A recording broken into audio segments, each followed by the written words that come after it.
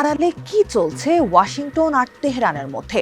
দুই দেশের মধ্যে সম্পর্কের বরফ কি গলবে, নাকি পরিস্থিতি মোড় নেবে আরো খারাপের দিকে? তা নিয়ে বাড়ছে জল্পনা কল্পনা।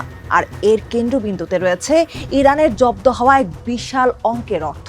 ইরানের কথা স্পষ্ট, যুক্তরাষ্ট্রের সঙ্গে কোনো শান্তি আলোচনা হবে কিনা তা এখন আর শুধু পারমাণবিক কর্মসূচি টেবিলে আটকে নেই, জট লেগেছে $24 বিলিয়ন সম্পদ নিয়ে। এর ফয়সালা না হলে বিশ্ব দেখতে পারে এক অন্ধকার ভবিষ্যৎ। 5 জুন ইরানের সর্বোচ্চ নেতা আয়াতুল্লাহ মুস্তফা খামেনির প্রধান সামরিক উপদেষ্টা মোহসেন রেজাই মার্কিন সংবাদ মাধ্যম সিএনএনকে দেয়া এক এক্সক্লুসিভ সাক্ষাৎকারে এর পেছনের আসল খবরটি ফাঁস করেন। তিনি সাফ জানিয়েছেন, আলোচনা এখন এক চরম অচলাবস্থায় দাঁড়িয়ে আছে, আর এর দায় পুরোপুরি মার্কিন প্রেসিডেন্ট ডোনাল্ড ট্রাম্পের। বল এখন তার কোর্টে। চুক্তি চাইলে এই অচলাবস্থা তাকেই ভাঙতে হবে। ইরানের দাবিটা কিন্তু বেশ নিখুঁত এবং 2 ধাপের। তারা চাইছে যুক্তরাষ্ট্রের সঙ্গে প্রাথমিক শান্তি চুক্তি সই হওয়ার সাথে সাথেই প্রথম কিস্তিতে দিতে হবে $12 বিলিয়ন, আর চুক্তি পুরোপুরি কার্যকর হলে পরের ধাপে ছাড়তে হবে বাকি $12 বিলিয়ন।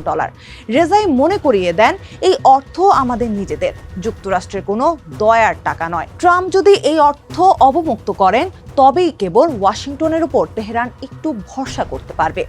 আর তা যদি হয়, তবে দুই দেশের সম্পর্কে এক নতুন দিগন্ত দেখা যাবে।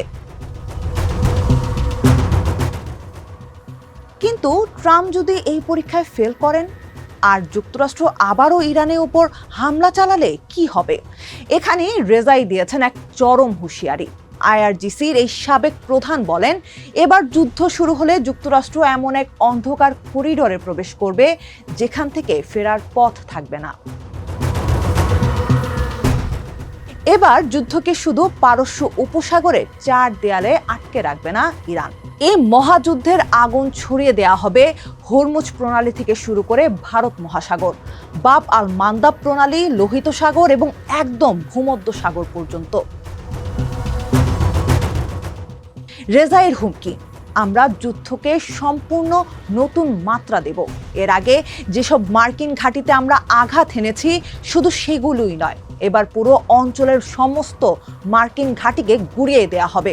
তবে নতুন করে পূর্ণমাত্রার যুদ্ধ লাগার সম্ভাবনা অবশ্য বেশ কম। মোহসেন রেজাই সাধারণ কোনো ব্যক্তি নন। তিনি ইরাক ইরান যুদ্ধের ময়দান কাঁপানো এক যোদ্ধা, যিনি 1981 থেকে 1997 সাল পর্যন্ত দীর্ঘ সময় ইরানের সবচেয়ে ক্ষমতাধর বাহিনী আইআরজিসির শীর্ষ নেতৃত্বে ছিলেন।